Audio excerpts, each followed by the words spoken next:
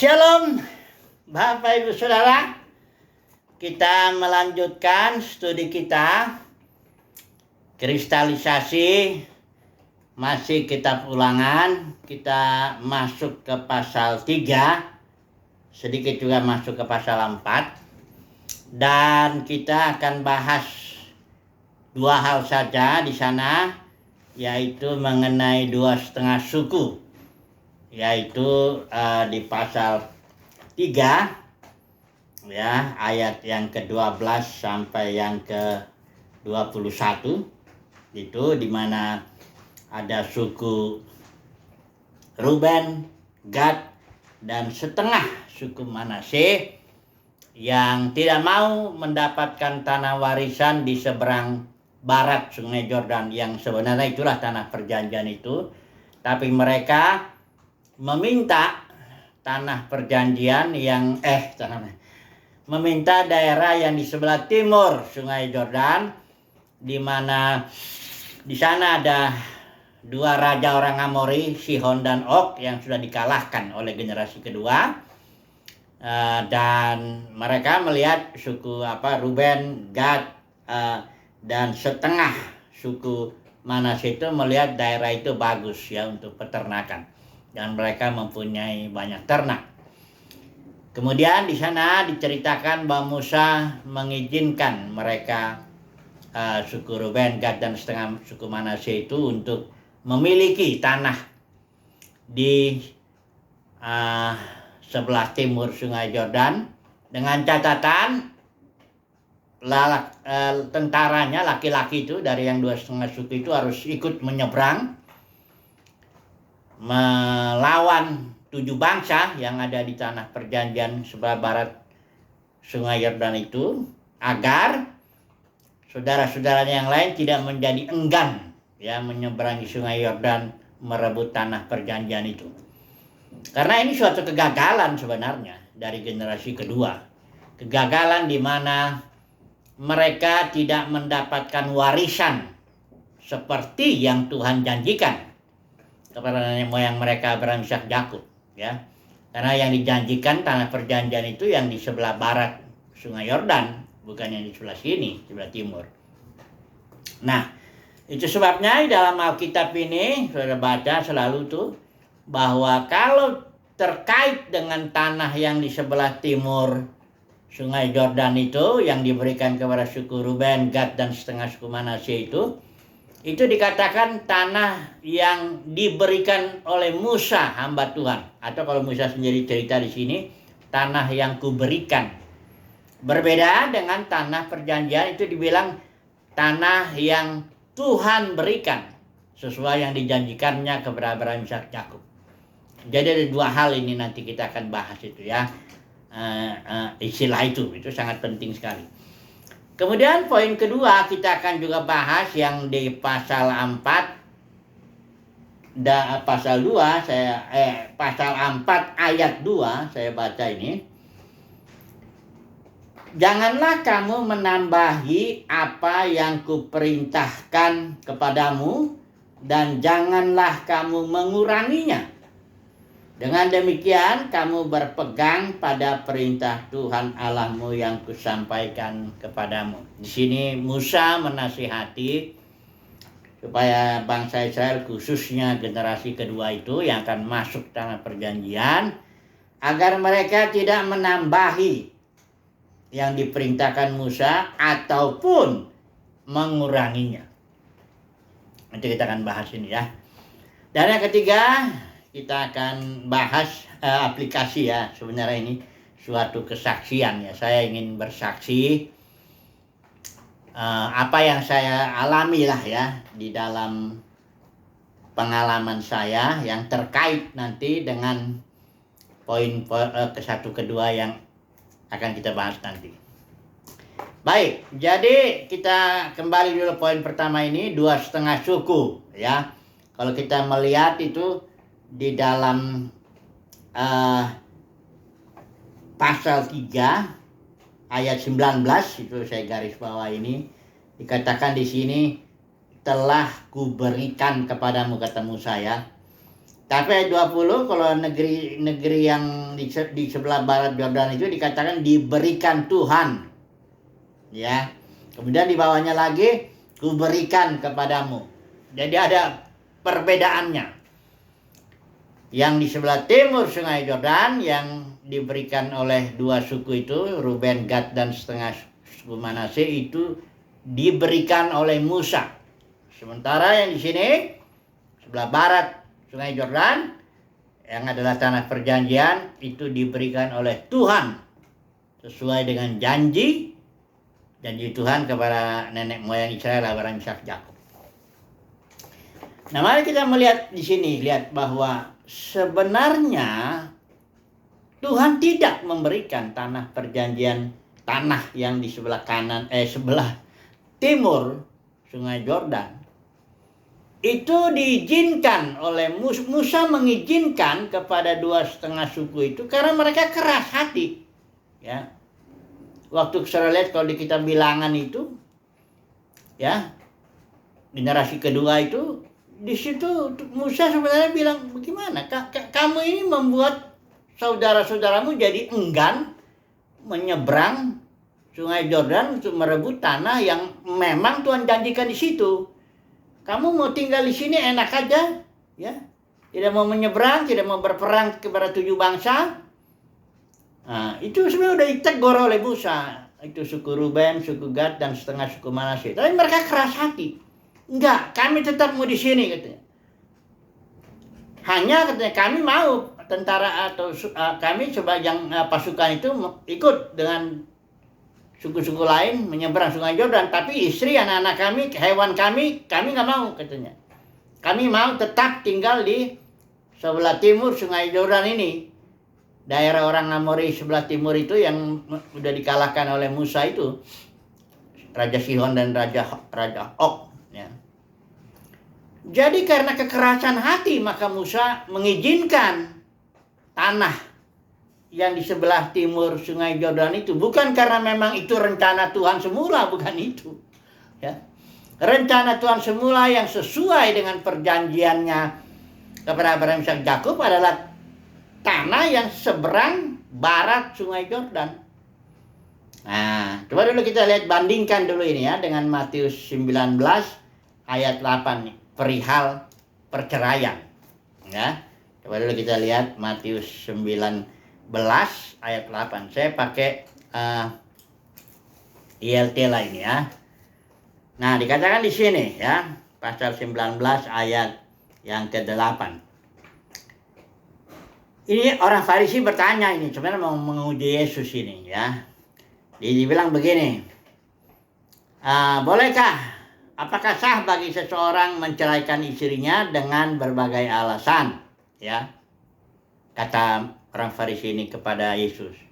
Jawaban Yesus, tidakkah kamu membaca bahwa Dia yang menciptakan dari semula, ya, menjadikan mereka laki-laki dan perempuan, ya, dan setelah itu mereka Elohim mempersatukan, dan dikatakan di sini apa yang telah dipersatukan Elohim janganlah manusia ceraikan. Jadi dari semula keputusan Tuhan itu, rencana Tuhan di dalam perkawinan, tidak boleh ada perceraian, kecuali yang tidak dikatakan di sana kalau ada percabulan, itu kasus khusus ya. Tapi yang jelas rencana semula Elohim menciptakan laki-laki perempuan supaya mereka menjadi satu dan tidak boleh cerai. Itu ininya ya, rencana semula. Tapi orang Farisi ini bantah lagi, dia bilang begini, ayat 8. Dia berkata kepada mereka, Musa memberi izin, ini ayat yang ke-7. Ini orang Farisi bilang. Mereka berkata kepadanya, orang Farisi berkata kepada Yesus, mengapa kemudian Musa memerintahkan untuk memberikan surat cerai dan menceraikannya? Ini ada di Ulangan pasal 24 ayat 1-4 itu. Di mana Musa mengatakan kalau seorang laki-laki menikahi seorang perempuan dan dia sudah tidak senang lagi atau ada sesuatu yang gak senonoh, dia boleh menceraikannya dengan membuat surat cerai. Orang Farisi bilang, loh mengapa Musa boleh mengizinkan itu? Nah, jawab Yesusnya di sini nih, ayat 8. Dia berkata kepada mereka, Yesus berkata kepada orang-orang Farisi, Musa memberi izin kepadamu untuk menceraikan istrimu sehubungan dengan kekerasan hatimu. Tetapi sejak semula tidaklah demikian. Ini kasusnya mirip dengan 2,5 suku itu yang Musa izinkan diberikan tanah di seberang timur Sungai Yordan. Karena keras yang 2,5 suku ini ngotot minta, pokoknya kami mau minta tanah ini. Kami tidak mau menyeberang mendapatkan tanah yang dijanjikan Tuhan kepada Abraham, Ishak, Yakub. Kami mau di sini. Ya udah, namanya orang udah keras begitu. Musa ya mengizinkan, tapi bukan itu rencana Tuhan semula. Sama dengan ini. Ini juga orang Israel udah berkeras, aku mau menceraikan istriku. Akhirnya ya sudah, Tuhan Musa mengizinkan itu walaupun itu bukan rencana semula. Nah, sekarang saya mau coba aplikasi ini ya. Karena banyak orang juga bilang, denominasi itu enggak apa-apa ya. Perpecahan gereja itu ya sudahlah ya. Tuhan izinkan demi suatu maksud untuk memperluas Injil katanya. Mari saya mau melihat dulu, kasih tahu dulu apa rencana semula Tuhan untuk gereja dan apa yang Dia izinkan terjadi karena kekerasan daripada para pemimpin gereja itu, ya. Ingat itu ya, ada yang rencana semula, ada yang izin Tuhan karena ketegaran atau kekerasan hati dari para pemimpin itu. Nah, kita lihat dulu ya, gereja rencana Tuhan semula yang waktu Yesus bilang, aku akan mendirikan gerejaku, kata Yesus begitu kan. Dengan tegas Yesus bilang, jangan diantara kamu disebut pemimpin, akulah pemimpinmu. Artinya otoritas untuk mengatur seluruh anggota tubuh Kristus adalah aku. Ya, otoritas Roh Kudus, yaitu Yesus dalam pribadi Roh Kudus, Dia mengatur. Makanya gereja mula-mula tak ada di situ jabatan-jabatan di mana seseorang, misalnya entah gembala sidang, entah epor, entah apapun juga yang bisa mengatur, punya hak atau istilahnya delegated authority. Tidak ada. Yesus tidak pernah mendelegasikan otoritasnya untuk mengatur gerejanya. Ya. Baik Paulus, baik Petrus, baik Yohanes, semuanya diatur mutlak oleh Roh Kudus. Paulus sampai menyebut dirinya tawanan roh, karena Roh Kudus yang atur total. 70 kali istilah Roh Kudus memimpin, Roh Kudus melarang, Roh Kudus penuh Roh Kudus, bisikan roh dan sebagainya. Di kitab Kisah Para Rasul yang 28 pasal itu. Jadi itulah rencana semula Tuhan tentang gerejanya, yaitu gereja harus dipimpin roh. Tidak ada satu anggota pun yang punya otoritas atas anggota yang lain. Tangan tidak punya otoritas atas kaki. Ya, semua harus ikut pengaturan Roh Kudus, aturan hayat, organisme. Ya. Nah, kemudian kenapa sekarang terjadi perpecahan? Ada 5.000 gereja denominasi pecahan-pecahan itu. Ya, dan Tuhan tetap memberkati. Jiwa-jiwa tetap dimenangkan. Ya, kebangunan rohani tetap terjadi di beberapa tempat dalam kasus-kasus tertentu. Roh Kudus tetap bekerja. Sehingga banyak orang jadi berkata begini, itu juga buktinya diberkati juga, katanya. Itu Tuhan izinkan terjadi perpecahan supaya perluasan terjadi, katanya entah. Ataupun para teolog membuatlah teori. Visible church, itulah yang kelihatan tuh pecahan-pecahan itu, denominasi-denominasi itu visible, yang terlihat. Gereja yang terlihat, katanya. Jadi mereka membenarkan adanya perpecahan dengan teori itu, visible dan invisible church. Kalau invisible yang tidak terlihat, itulah semua anak Tuhan yang hanya Tuhanlah yang tahu di bumi ini siapa yang anaknya yang sungguh-sungguh sudah lahir baru, kira-kira begitu. Apapun yang dikatakan manusia, Alkitab memberi penjelasan bahwa perpecahan itu disebabkan kekerasan hati atau diizinkan Tuhan karena kekerasan hati para pemimpin. Kekerasan hati yang kayak gimana? Kisah para Rasul 20 menjelaskan. Ayat 28 sampai 30 itu, ya. Ini domba-domba diserahkan kepadamu. Paulus bilang, ya, dibeli oleh darah Yesus. Jaga, lindungi, ya. Tapi aku tahu, kata Paulus, setelah aku pergi, dia bicara kepada para penatua di Efesus itu. Tapi bicaranya di Miletus. Setelah aku pergi, kata Paulus, ada serigala ganas masuk ke dalam kalian, sehingga ada beberapa di antara kalian dengan ajaran palsu menarik murid-murid kepada diri kalian sendiri. Yang tadinya murid-murid ini ditarik oleh kepemimpinan roh, hanya otoritas roh, ibadah dalam roh, mengikuti pimpinan roh. Tapi sekarang kau tariklah sebagian murid-murid itu kepada dirimu, sebagian lagi para pemimpin tarik lagi, sehingga akhirnya tubuh Kristus dipecah-pecah menjadi ribuan denominasi, dan perpecahan itu terus berlangsung, tidak akan pernah berhenti. Sampai kedatangan Tuhan pun perpecahan itu akan tetap ada. Tapi jangan berkata bahwa itulah rencana Tuhan semula bagi gereja. Kalau saudara ingin tahu rencana Tuhan semula bagi gereja apa ya? Lihatlah kisah para rasul itu. Gereja mula-mula. Jangan lihat yang sekarang. Kan ada yang bilang, oh sekarang juga dia besar kok, denominasinya, gedungnya hebat, musiknya hebat, pendetanya terkenal. Itu diizinkan Tuhan, diberkati Tuhan juga, karena Tuhan itu memberkati. Ishak dan Ismail pun diberkati. Ya, Yakub diberkati, Esau pun diberkati. Dia adalah Tuhan yang memberkati, ya. Tapi berkat Tuhan bukan tanda bahwa seseorang itu berjalan dalam rencana Tuhan semula. Bukan. Itu diizinkan Tuhan. Denominasi itu berkembang menjadi besar, luar biasa. Big city. Bukan holy city, ya. Big city. Wahyu pasal 17-18 itu. Denominasi diizinkan Tuhan, diberkati menjadi besar begitu. Bukan karena itu rencana Tuhan semula, bukan. Tapi itu izin Tuhan karena ketegaran para pemimpin denominasinya itu. Itulah penjelasannya. Sebab Alkitab ini dengan jujur dia mengatakan bahwa rencana Tuhan, hati Tuhan itu adalah gereja mula-mula itu kayak gitulah dia. Tidak ada gedung, tidak ada aturan agamawi, tidak ada jabatan-jabatan gembala sidang lah, macam-macam lah. Tak ada. Semua mengikuti pimpinan roh. Dan dalam 200 tahun, dunia yang dikenal pada waktu itu sudah ditaklukkan.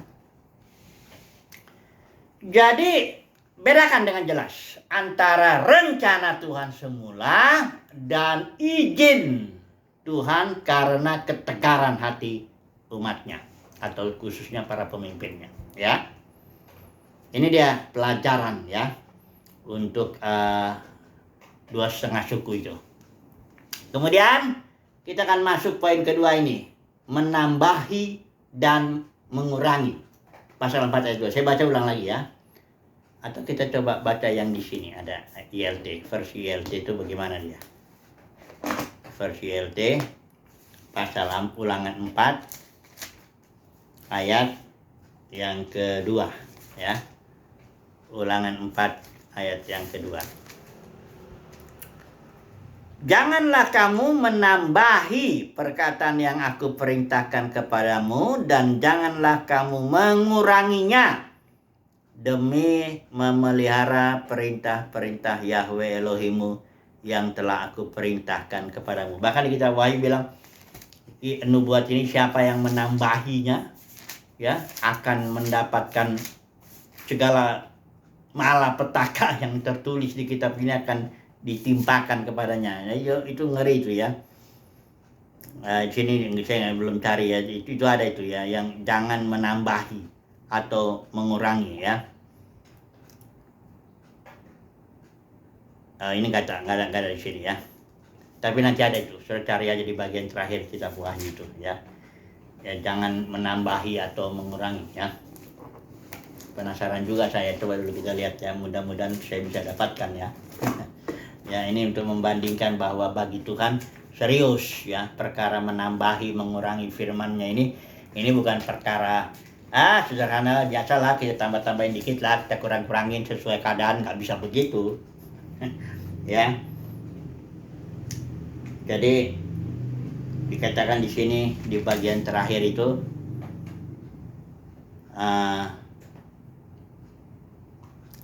belum dapat juga ya. Ya sudahlah, pendeknya ada di sini, jangan atau menambahi atau mengurangi ya. Oke lah ya. Jadi perihal menambahi dan mengurangi ini, sebagai contohnya Musa lah di sini ya. Musa itu dikatakan dia setia dalam segenap rumah Elohim ya. Kalau saya memahaminya, mengapa Musa dikatakan setia, yaitu dalam kasus ya, secara khusus itu, bukan berarti Musa tidak pernah salah ya, bahkan dia pernah, karena kesalahannya di mata air Meriba, dia malah nggak bisa masuk ke tanah perjanjian itu ya. Tapi Musa dibilang setia dalam segenap rumah Elohim. Jadi saya memahaminya begini, waktu dalam kasus secara khusus ya, waktu kasus dia Musa membangun kemah suci yang adalah simbol daripada kehadiran Tuhan atau rumah tempat Elohim berdiam, itu Musa, Tuhan dengan detail memberikan petunjuk tentang membuat kemah suci. Tidak bisa sembarangan. Ya warnanya, ya jenisnya, ukurannya, semuanya tuh dia, bahkan di Musa diberi contoh. Lihat contoh di atas gunung itu. Dan Musa menyampaikannya pas seperti yang dia lihat. Tidak ditambahinya, tidak dikuranginya. Ukurannya pun, entah warnanya, entah semuanya, nggak ada yang ditambahi, nggak ada yang dikurangi. Pas seperti apa yang tertulis atau seperti yang dia lihat contoh di atas gunung. Kalau saya memahaminya dari sinilah, maka Tuhan menilai Musa seorang yang setia dalam segenap rumahku. Ya. Perkara menambah dan mengurangi firman Tuhan ini bukan perkara ringan. Ini perkara setia atau tidak setia, ya. Sementara para pemenang itu seorang yang dipanggil, dipilih, dan yang setia. Setia itu bagi saya pengertiannya itu tidak menambahi, tidak mengurangi firman yang tertulis, yang ada, ya, yang dipercayakan kepada kita. Baik, saya mau masuk ke dalam kesaksian lah, masih ada waktu di sini, yang terkait dengan soal rencana Tuhan semula dan izinnya, atau yang terkait dengan soal menambahi atau mengurangi firman-Nya. Baik ya, saya memberikan kesaksian dulu ya. Jadi begini, pada waktu saya ditangkap Tuhan itu, waktu kelas 2 SMA, masih remaja itu, tahun 1978 ya, pertengahan itu. Disitulah saya ditangkap Tuhan, dan setelah itu ya melayanilah, ikut-ikut sana sini, main gitar, nyanyi dan sebagainya gitu. Dan sampai masuk kuliah 1980 saya di Fakultas Teknik Universitas Indonesia. Nah, setelah itu saya dibimbing lah di sana. Mulai saya melayani, ya ada senior di sana, Fakultas Teknik UI itu. Dari terus melayani, makin semangat begitu ya, makin membara itu. Kemudian luluslah saya tahun 1987 lulusnya. Karena zaman itu bukan masih campuran antara kredit dengan sistem tidak kredit lagi kira-kira. Ketika saya lulus tahun 1987 itu, saya berpikir-pikir lah ya, apakah saya akan ya bekerja, karena pada waktu itu saya sebagai anak laki-laki satu-satunya dari bapak saya itu. Waktu itu bapak saya punya usaha sedikit, kontraktor, ya dia berharap saya meneruskan usahanya lah, kira-kira begitu. Dan dia sudah kasih jalan, saya harus kerja dulu sebentar ya. Waktu itu diarahkan ke Wijaya Karya. kontraktor itu, dan supaya nanti saya kalau udah ada sedikit pengalaman saya ini. Pokoknya udah diatur lah oleh bapak saya. Ketika itu ini terjadinya itu saya catat ini tanggalnya ini sampai saya catat ini 28 September tahun 1987, ya baru berapa bulan dari setelah saya lulus. Saya sedang duduk sore-sore di dalam kamar belajar saya gitu, sedang merenung-renung gimana ini Tuhan, saya menerimakah tugas saya ini untuk dari bapak saya ini kerja seperti itu, kontraktor, atau saya melayani Tuhan, karena pada waktu itu memang semangat itu membara sekali. Bahkan saya pernah mau berhenti kuliah, mau masuk sekolah teologi, yang saya ngerti itu sekolah teologi itulah caranya melayani Tuhan. Tiba-tiba ada, ini nggak pernah, jarang saya alami selama ya sampai sekarang 43 tahun, saya hanya mengalami paling tidak 6 atau 7 kali ada suara, mendengar suara Tuhan lah ya, Roh Kudus berbicara dengan sangat jelas lah begitu. Itu paling 6-7 kali lah. Tapi kalau dalam kehidupan sehari-hari, pengalaman tentu mengalami lah bisikan roh ya setiap hari.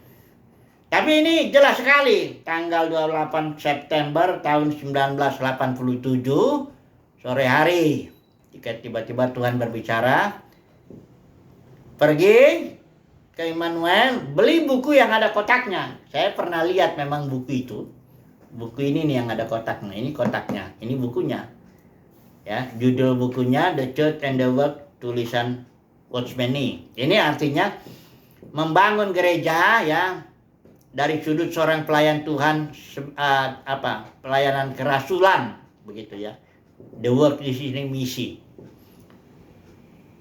Jam 5 itu saya langsung berangkat ya ke Immanuel. Saya beli bukunya ini, memang ada tinggal satu.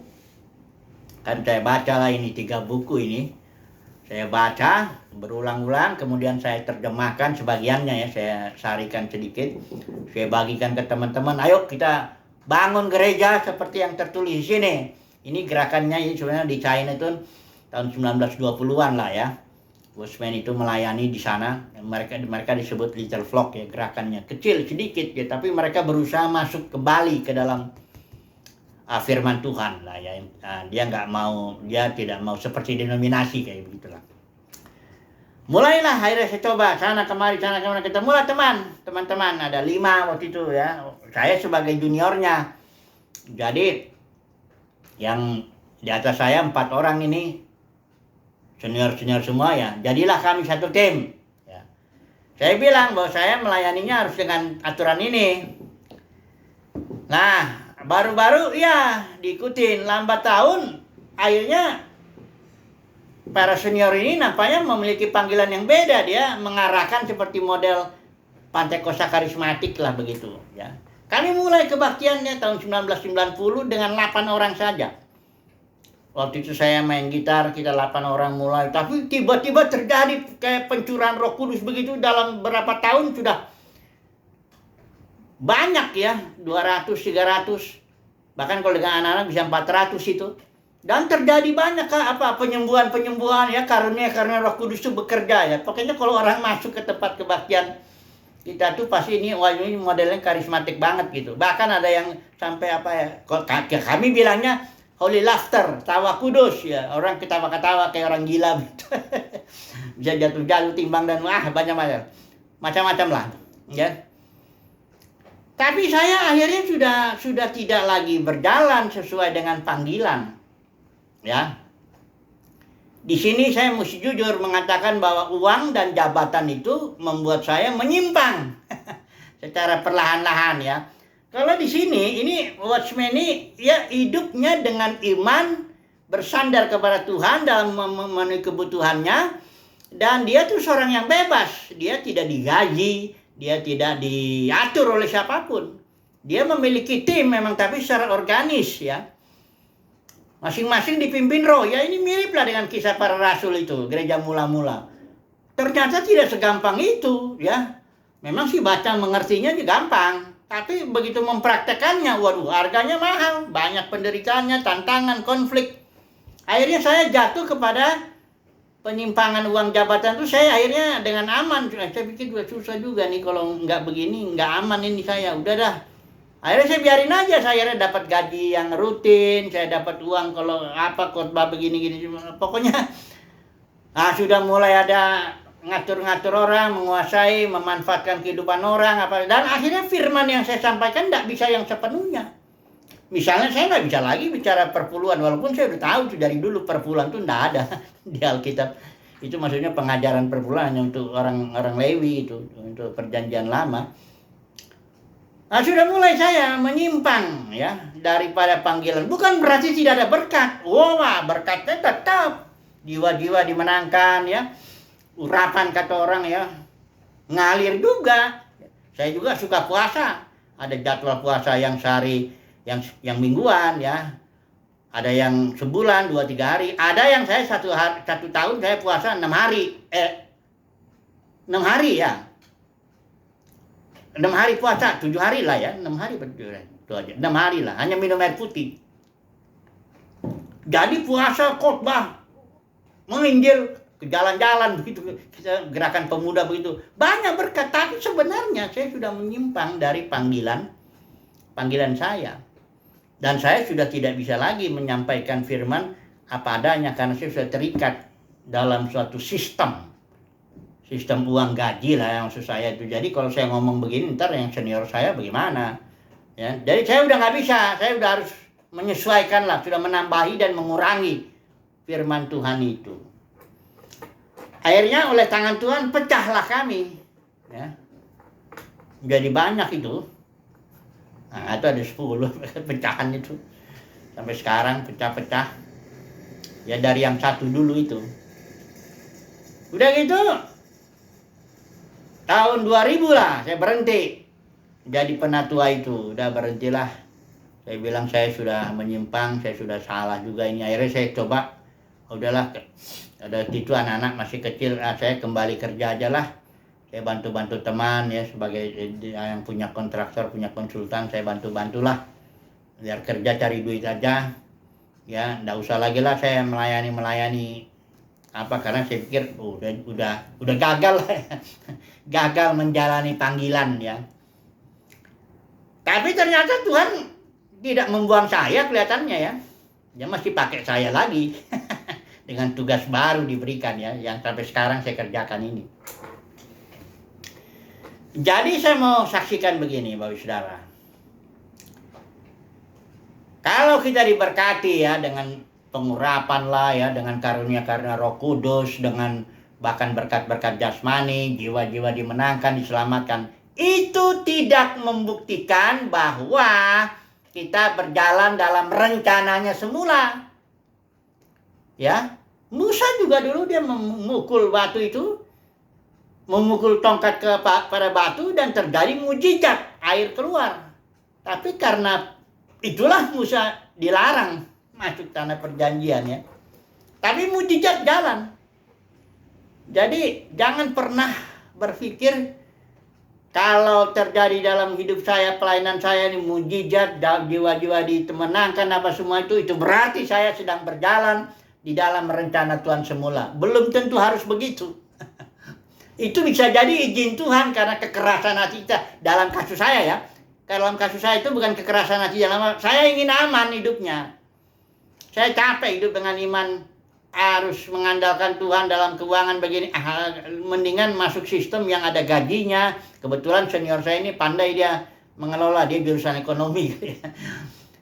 Jadi iya, gara-gara ingin aman itu akhirnya saya menyimpang dari jalan iman ini. Apa yang mau saya simpulkan di sini ya?